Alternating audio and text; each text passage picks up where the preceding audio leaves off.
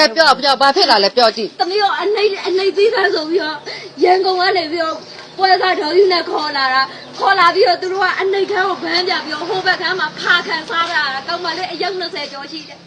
အဲ့လိုမျိုးသမီးကဒီဘက်ကအနှိမ့်သီးတယ်မဲ့ဆိုတော့သမီးကခေါင်းလျှော်မြင်းစားတဲ့ beauty parlor လေးလုပ်တဲ့ဈေးတယ်ဆိုတော့သမီးကအနှိမ့်သီးတယ်ဆိုပြီးတော့လာတာအလောက်တော့မဝင်ရသေးဘူးဒီနေ့နေကဘုန်းကြီးကအပါ40ကျော်မယ်ဆိုလို့ဒီလိုအချိုရဘူး40နဲ့ချွေကြီးကိတ်ကိုသမီးကဒီလိုတန်ခါတော့လူဖို့ဆိုပြီးတော့သူ့ကိုခွေနှောင်းတာခွေနှောင်းတဲ့ဟာကိုငါတို့နေတော့ခေါ်လာတာတဲ့အပြင်ထွက်ခွင့်မပေးဘူးတဲ့ငါတို့ဆိုင်ရတဲ့ထွက်ချင်တိုင်းထွက်လို့မရဘူးတဲ့မိမနဲ့တန်ခါတော့လူချင်းနဲ့နောက်မှလူတဲ့မြဖာတယ်မတဲ့ရုပ်က50ပတ်လောက်တောင်စက်သိမ်းမရှိတဲ့ဖာတယ်မတဲ့အဲ့နဲ့သမီးကပြောလိုက်အမအဲ့လိုမရိုင်းနဲ့ကျမဖာမခံစားဘူးကျမတို့ကမိကောင်းဖခင်စားသမီးတို့နော်ကျမတို့ကစစ်မျိုးရဲမျိုးတွေတို့စိတ်ဝင်စားဘူးလို့အမဆိုင်မှာလဲကျမကရိုးရိုးသားသားဆိုလို့လာလို့မရိုးသားရင်အခုပြန်มาလို့အဲ့လိုပြောလဲပြောညီမကိုသပင်းနဲ့အထိုးလိုက်ကြကြပဲသူမရတော့ဝါရဟိုသပင်းနဲ့လည်းအထိုးလိုက်ကြကြပါရဲ့နားရဲ့လဲညီမကိုရိုက်ကြတကယ်စီးနေလဲစီးကုန်နေရင်ဘာတွေဟောလဲအော်ဒီမှာလည်းဖူးသွားပြီဟောနေရပရဲ့နေဟောကျမအဲ့ဒါသာဘယ်လိုပြေးကြလဲကျမရဲတိုင်းမှာဆိုတိုင်မလားတိုင်မလားဆိုတကယ်စီးနေရိုက်တာကျမပတ်စံနေလဲပျောက်သွားပြီဒီလားသိကြော်လေးပတ်စံလေးသူတို့ရုံမရှိဘူးဆိုပြီးတော့ဖွက်တာလားပတ်စံလေးလည်းအကုန်လုံးပြောက်တယ်ပစ္စည်းလည်းမနှဲလိုက်တော့ရတယ်နိုင်လည်း4000ကျော်5000နဲ့လည်းနိုင်လည်းပြောက်ကျမကဝိုင်းပြီးရိုက်တာရိုက်ပြီးတော့ခွဲမောင်းနေတော့နေရခွဲတစ်ကောင်လိုပဲဟာကောင်မချင်းချင်းထွက်သွားဆိုပြီးပစ္စည်းတွေအောင်ကျန်ခဲ့တယ်ကျမကဝိုင်းလောက်တာဟုတ်တယ်ခေါင်းပါလေလည်းပိုးလို့ဒီမှာလည်းဒါရရနေပါကျမကလည်းနေရင်မရင်နဲ့ဟောအဲ့ကျမရဲမတိုင်တော့ပါဘူးဆိုတော့ကျမကိုလွတ်ပေးတယ်အခုပတ်စံလည်းတရားမရှိတော့ပတ်စံလည်းပြောက်လာတာသူတို့ဒီမှာလည်းကြောင်လို့ပဲဒါပေမဲ့အထွားလိုက်ကြကြတာကျမကိုလည်းလွတ်ပါဆိုလည်းမလို့ဘယ်သူရိုက်တာလဲထွက်တယ်အဲ့မှာဒီဘက်အချမ်းမှာဖားတဲ့အယောက်20ကျော်တဲ့ဖားထောင်စားတာဒီဘက်မှာအနှိမ့်သီးတဲ့ဆိုပြီးတော့ကောင်းမလေး3ယောက်ပဲရှိသေးတယ်ကျမကဈေးရောက်နေတန်းနဲ့တနတ်မှလိုက်လာတာမယူဆိုတာဘေးကမယူလဲဒေါ်ယူဆိုတာအိမ်ဆိုင်အပွဲစားအခုသူတို့ကအခုအဲ့အင်းဆိုင်ကပွဲသားကိုတီးလားအဲ့မျိုးသမီးကကောင်းမလေးဖားတဲ့တယောက်ကောင်းမလေးကပြန်ထွက်သွားလို့အဝေစားတွေကကြီးညှက်ပြီးတော့ပတ်စံနေမရှင်းလို့ရဲတိုင်အောင်တိုင်းမှုကိုပတ်စံပေးပြီးတိုင်းမှုအချိန်မှာကကြီးနဲ့တော့ညှက်တာတဲ့ရဲစကားနေရောရဲမိန်းမဖြစ်တဲ့အတွက်သူတို့ကအခုအဲ့မယူဆိုတဲ့ဟာအမျိုးသမီးကအခုပဲမလဲအေးစိတ်ပါဟုတ်ပြီဟုတ်ကဲ့အခုကျမအဲ့လိုကုန်ကူးတဲ့နေရာမှာကျမအကြောင်းကြားပေးမယ်နော်ဟုတ်ကဲ့အခု तू ကတိုင်းနောင်မှမကြောက်ဘူးဒီမှာလဲရဲမိန်းမဖြစ်တဲ့အတွက်ရဲတွေကိုလည်းအကုန်လုံးလိုင်းချေပေးထားတာအကုန်လုံးပိုင်တယ် तू ကလူတယောက်ကတော့တတ်ပြလိုက်လို့ရတယ်အဲ့လောက်ထိရဲရောဒီရဲစကားကလည်းဂရုမစိုက်ဘူးတဲ့ဟာကောင်မတဲ့ညီဘလောက်အရေးချင်းရှိလဲရှိနေညီနဲ့ကြောက်နဲ့တွေ့မယ်တဲ့သမီးကအဲ့လိုမျိုးပြောပြီးအထွေးလိုက်ကြွကြအောင်သမီးလေးတို့လောက်တာတန်ကတော့လူလို့ဆိုပြီးတော့မလူရဘူးဆိုပြီးတော့လောက်တာအဲ့ကြောင့်ပြောလိုက်ကျမတို့ခေါင်းလျှော်မြင်းတာပြည့်အနှိမ့်သေးတယ်မှာမနေ့7 နာရီအထိမုတ်စားခွင့်ရှိတယ်လို့အမဟာကျမလာလောက်တာဖာကန်းကိုလာလောက်တာမဟုတ်ဘူးလို့အနှိတ်ခန်းကိုလာလောက်တာလို့ကျမကိုတတ်မှန်ဆိုပြီးလောက်တာကောင်းပါတယ်ကျမကရဲတယ်အကုန်လုံးပြီးတယ်တဲ့ရဲမိန်းမတယ်ကျုပ်တယ်တိုင်းလို့လူမျိုးတောင်စောက်ပြီးမဆိုင်ဘူးတဲ့ဒီတော့ကောင်မမျိုးမပြောနဲ့တဲ့ပတ်ပြပလိုက်လို့ရတယ်တဲ့အခုကတရားတဲ့အကြောင်းကြားပေးမယ်နော်ညီမရန်ကုန်ကပို့တာပေါ့အနှိတ်ကားဆိုအဲ့မီးဟိုလောက်ရမှာတော့လူကုန်ကူးနဲ့တိုင်ရမှာဘူးတယ်ဘူးကတွဲလိုက်ကြရတယ်အမျိုးသမီးရဘေးနားလေးမှာလဲရက်သက်တယ်ရက်ထားတယ်ကြားခိုင်းတော့ဒီမနေ့အကောင်လုံးကန်တော့တပြည့်စီးနဲ့ရိုက်တာကျမလည်းကြားအောင်ပါလေအဲ့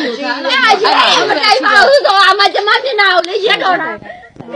တော့တော့မြောက်ရဲစကနေအကောင်လုံးလိုင်းကျပေးထားတာတဲ့တိုင်းမလို့အစစ်ဟိုတော့တိုင်းမလို့အစစ်ဟိုတော့မှပဲခါတယ်မအရှိမအဝတ်စားတွေကကြီးနဲ့ညက်ပြီးတော့တိုင်းမလို့လူမျိုးတော့ तू ကဆွဲလဲခဲ့တာတဲ့အဲ့တော့ဘယ်လိုမျိုးသမီးရေးရပါတော့ပြောတင်နေတာတော့မျိုးသမီးကအခုကလူကုန်ကူးတဲ့နေရာမှာခါလဲခွန်လားအရောက်20လူကုန်ကူးရုံးပေါ်ကြောင်းကြားမှာအဲ့ဒီလည်းဆိုပြီးကျမကိုခေါ်လာတာကျမကအခုတည်းအလုပ်လည်းမဝင်ရသေးဘူး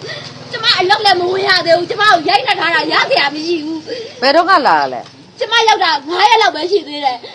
ရောက်လာမှအလုံးမလုပ်ရသေးဘူးကျမအလုပ်ခိုင်းလို့မရသေးလို့တဲ့မရဘူးဆိုတော့ကျမကျမမကောင်းသေးလို့ဆိုတဲ့ဟာကိုကျမမျက်နှာတော်နာနဲ့မတည့်လို့ကျမမျက်နှာ အဲ့ဒီဟိုကဖြစ်လို့ရဲလို့ဆိုပြီးတော့ကျမနောက်2ရက်3ရက်လောက်မှအလုပ်ဝင်မှာဆိုကမှဟာကောင်မညီရဖာတယ်မကျောက်စပတ်လောက်တော့ညီရုပ်ကစက်သိမရှိဘူးဖာတယ်မရုပ်နေတယ်အဲ့ဒါကြောင့်ပြောလိုက်ကျမဖာခံမစားဘူးလို့ကျမမျိုးရုံမှလည်းထောင်းတယ်မရှိဘူးလို့အမအနေတူတယ်ဆိုလို့ကျမလာအောင်မေးတယ် ဟိုကလေပြီးတော့မှအဲ့ဒါအဓိကဘာလဲဟိုကလူကုန်ကူးတဲ့လူပဲအေး ဒီပါလားဆိုပြီးလိုက်လာခဲ့တာလေ အဲ့ပြီးလိုက်ပြောကျမပြောလိုက်တယ်လေအမဖာထောင်စားမယ်ဆိုလဲဖာတယ်ဆိုလဲကျမမလုပ်ဘူးလို့ချက်ချင်းပြန်သွားမှာအဲ့ဒါကျမကိုဆွဲလောက်တာ ပို့ရပို့ပြီးသွားပြီ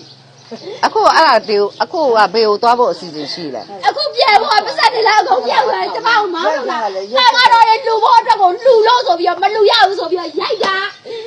တန်ကတော့လေအပ40ကိုကျမအချိုးရကတ်ဖို့ဆိုတော့လုံးလို့ကျမကိုအဲ့ဒါကတ်ကမလားဆိုပြီးတော့အပြင်ထွက်ရမလားဆိုရိုက်တာအဲ့တော့ပြောလိုက်တယ်ကျမဖာကန်းဆိုလည်းမလုပ်ဘူးလို့ကျမတို့ဖာတဲ့လုံးမစားဘူးလို့ပြောလိုက်တယ်ကျမချမ်းမအိမ်မနဲ့ အဲ့မိယူကအတိတ်ပဲမရှိတာမိယူဆိုတာဒီအဲ့ဟိုကဒါပါလဲ အဲ့ဟိုအင်ချင်းမှာဒေါ်လာဆိုတာလေသူ့သားတွေက3ယောက်ရှိတယ်ဖတ်တီးတွေဟိုကရဲမိမရဲမိမကိုယူထားတာဒီဘက်မှာဖာကန်းဖွင့်လာဒီဘက်ကအနှိတ်ခမ်းတိတက်ဗန်းပြထားတာတောင်မလေးမှာ3ယောက်ပဲရှိသေးတယ် ရိုက်တာရဲရဲဆက်ဆက်ရိုက် ဒီမှာရဲဆက်ဆက်ရိုက်တာအဲ့ဒါတော့မှပဲရဲတိုင်အောင်လားရဲတိုင်အောင်လားဆို ဟုတ်ပိုးတဲ့လူကလည်းလူ ရဲတော့မတိုင်တော့ပါဘူးဆိုတာမှပဲရက်တော့တယ် yes ခါမတိုင်လေ ဟုတ်အခု ရဲစကားပဲနေတယ်အကုန်လုံးလိုက်ချိန်ပေးတာတိုင်းထိပေးတာလား तू ကအကုန်လုံးပိုင်တာဖာကန်းဖွင့်တာအယောက်24လောက်ပေါ့ပါလေဒီဘက်ကအနှိတ်ခမ်း ကဲအများကြီးပဲဒီမှာအရှင်းနောက်သက်တွေလည်းရှိပါတယ်ဒီမှာလေ ဒီပါလားဆိုပြီးလာခဲ့တာ ကဲဒီကတော့အရင်တော့ဂိမ်း ရဲ ဂိ တွေ မ်း အကုန်လိုက်ချင်းပေးထားတာအကုန်လုံးသူ့ပြီးရင်ပြီးတယ်တဲ့ကျမတော့ရဲသားမှာတော့အသက်ခံရမှာဒီလိုပုံစံနဲ့လိုက်သွားတယ်ဆိုလေပြီးကျမလည်းဒီလောက်နဲ့လှုပ်ရှားတာမဟုတ်ကျမတို့ကဈေးရောက်သွားတာဘာမှမမြင်နိုင် ဒီမှာနေရပြီလား ဒီမှာတစ်ခုတော့ရှိရပေါ့အဲ့အင်းစိန်က ရဲမတိုင်ပါဘူးအေးစိတ်ပြတ်ပါမယ်ဆိုတော့ရဲ ဟုတ်တယ်တို့ကဒီလှုပ်လှုပ်စားကျွန်မပြောပြမယ်နော်ရှင်းပြဦးမယ်အဲ့ဒါနေ့ကိုခေါ်လာတဲ့လူကအရေးကြီးတာနေ့ကိုခေါ်လာတဲ့လူလူတာတော့တို့ကတော့ဒီပုံစံဒီတို့ကကျတော့ဒီမှာတို့ကတော့ အေးစိတ် ဟိုတော့အင်းစိန်ရတယ် အင်းစိန်ဆိုရင်ကဘာလဲဆိုတော့လူကုန်ကူရုံမိုက်ယူတဲ့ဒါနာပဲအင်းစိန်ပေးနေရမှာနေရလဲအဲ့ဒါတစ်ချက်ပြော အေး ပြ စိတ်ဟိုမှာနေတာ तू က ဘယ်လိုပုံစံလဲ ဟိုကြောင်းလမ်းပါနေတာ ဘယ်လိုပုံစံလဲ မဟုတ် तू ကလည်းအနေသီးသန့်ဆိုလို့ခေါ်တာသူတို့ဖားတော့စားတာဟိုကလည်းမသိဘူးရိုးရိုးသားသားပဲအဲ့ဒီက တို့ကတော့ဟုတ်တယ်အဲ့ဒါတော့ဟုတ်တယ်လေ လူဆိုင်ကိုပဲပို့ပေးတာအဲ့ဒီကမကောင်းတာလည်းမကောင်းတဲ့ဆိုင် တမီးကကောင်းကောင်းမွန်မွန်မပြောလိုက်ဘူးလားတို့ကကောင်းကောင်းမွန်မွန်ပြောရရပါ တမီး လေ ဖားတယ်မပြောတမီးဖားတယ်မစားဘူးလို့ပြောတာ ဟုတ်ဘူးမဟုတ်ဘူးတမီးကတို့နားလေအောင်ရှင်းပြရင်တော့ရတယ်တို့ကအေး အဲ့ တ လို မီး ပြော က လိုက် ထုံးတယ်လည်းမရှိဘူးလို့ပြောလိုက်တယ်နင်းရောက်ကြတဲ့ဖားတယ်မငါတို့ဖားတယ်မကောင်းမကြီးလောက်တော့နဲ့မသားနာဘူးတဲ့တမီးကအဲ့ဖားတယ်မကောင်းမကြီးနဲ့မရှင်နဲ့လို့တမီးရောက်ကရုပ်ဆိုးပေမဲ့အဲ့ဖားတယ်တမီးချောလဲဖားအလုံးမစားဘူး အေးအဲ့လိုပြန်ခွန်းတော့လေခွန်းကြတာအေးခွန်းကြတော့ဖြစ်တာအမားသူ့ကောင်းကောင်းမွန်မွန်ပြောရင်ရတယ်သူကလေအဲဆိုတော့မဟုတ်သူ့ကိုကောင်းကောင်းမွန်မွန်ပြောကျမဒီဟာမျိုးခေါ်လာခဲ့လို့လည်းဖြစ်တာပေါ့အဲ့လိုမျိုးဆိုတော့သူကဟုတ်တယ်ဟုတ်ဘူးသူကသူ့ရဲ့ခွင့်လေဒါကြတော့အဲ့လိုမျိုးဒါပေမဲ့သူ့ကိုကောင်းကောင်းမွန်မွန်ပြောပြရင်ကျမကတော့ဒီလိုရှိတယ်เนาะအဲ့လိုဆိုတော့ကောင်းကောင်းမွန်မွန်နားဝင်အောင်ရှင်းပြရင်တော့သူကလက်ခံတယ်ဒါဆိုသူ့ကိုပြန်ခွန်းနဲ့ ပြော ပုံ လိုက် မှာ တယ်လေအမားတို့ဖားတယ်လို့ကျမတို့ချုပ်ကြိုက်လို့မရဘူးเนาะလို့ကျမတို့ကလူကောင်းကောင်းမွန်မွန်လုပ်တဲ့အလုံးမတဲ့အတွက်လို့ကျမတို့အလုံးလုပ်တဲ့ beauty parlor မှာလည်းမနေ့စနေကြီးကိုမုတ်စားခွင့်ရှိရအပြင်ထွက်ခွင့်ရှိတယ်လို့ကျမတို့ဖားတယ်လို့မချုပ်ကြိုက်နဲ့လို့ကျမဖားခံလည်းမစားဘူးလို့အဲ့လိုပြောလို့သမီးတို့လောက်တာ အပြင်ကတော့မထွက်ရဘူးဟုတ်ပါသူကလည်းမသိရှာဘူးထင်တယ်ဟော အေးမတိလို့ ကျမလောက်တဲ့ဟိုသမီးတို့ဝင်လောက်တဲ့တန်းမှမနေ့အပိုင်းအပြင်ထွက်ခွင့် တ ရှိ ပ တ င် ယ် လည်းအထွေးလိုက်ကြကြ อืม ကျောင်းတော့အဲ့ တိုင်အောင်မလားမတိုင်အောင်လားမတိုင်တော့ပါဘူးဆိုတော့မှရက်တယ်ပြန်ခွင့်ပေးတယ် အေးလေဟိုမှာကုတ် ပြရတယ်လောက်လာရတယ်ပြနေရမရနေဝိုင်းလောက်လာ